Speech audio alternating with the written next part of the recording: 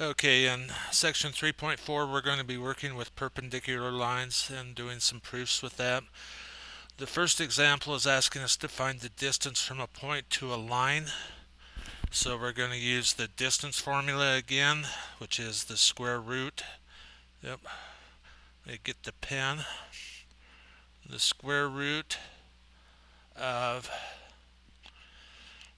x2 minus x1 squared plus y2 minus y1 squared. So the 2 points that we're going to use from the drawing are 3 and negative 3 and 3,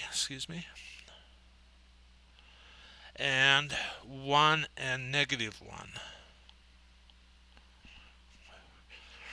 So we're going to put those points into the formula. It doesn't matter which pair I use for the x2 and x1, but I need to use them in the same order. So if I choose to use negative 3 for my x2, I'm going to put negative 3 there, and then it's going to be minus 1. And then we're going to square that. And then we're going to take the same pair y value. So we're going to have 3 minus negative 1. When you have minus a minus, that turns to a plus. So this is going to turn into negative 4 squared and 4 squared.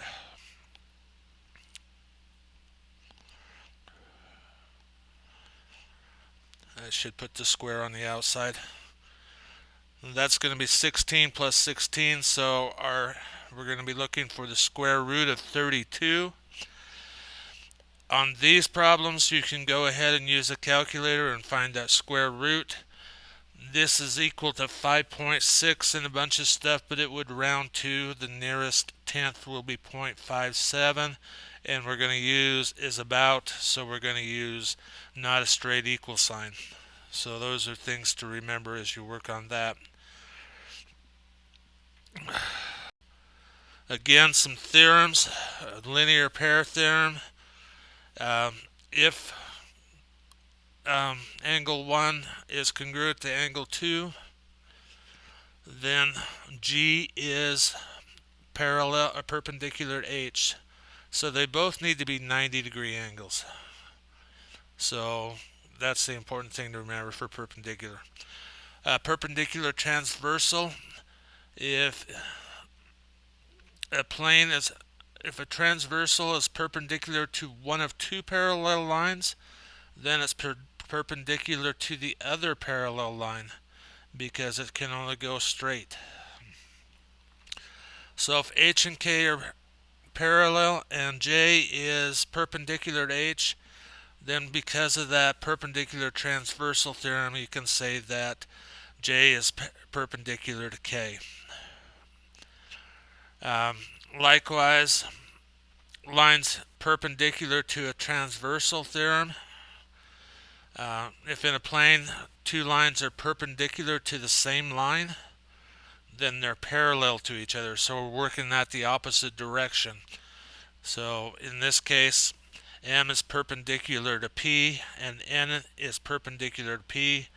That makes M and N parallel. So we're going to do a proof here.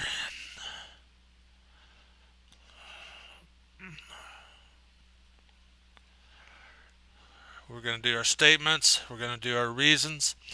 We're going to start with H is parallel to K,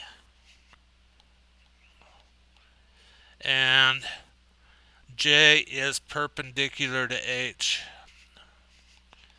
And those are given.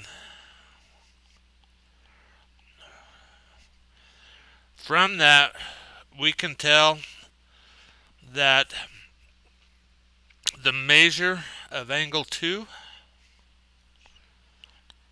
is equal to 90 degrees. That's what that little box means, and that's perpendicular line definition. definition, perpendicular. I'm going to have to do some shorthand abbreviation here. We know that corresponding angles are congruent, so we know the angle 2 is congruent to angle 6. Corresponding angles.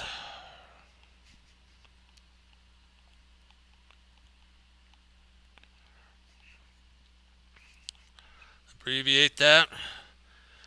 So now, because they're congruent, we know that the measure of angle 2 is congruent to, actually we're going to go equal on this, equal to the measure of angle 6.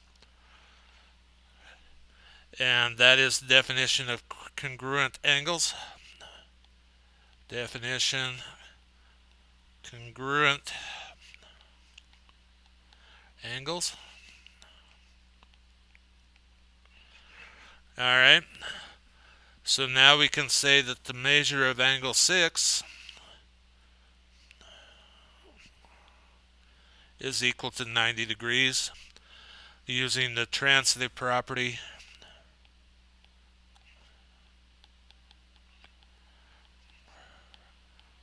of equality. So what we basically did is, because angle 2 is equal to 90 degrees and their measures are equal, that makes the measure of angle 6 90 degrees. Finally, we can go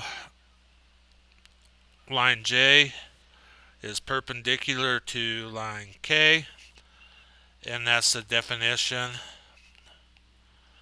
of perpendicular lines.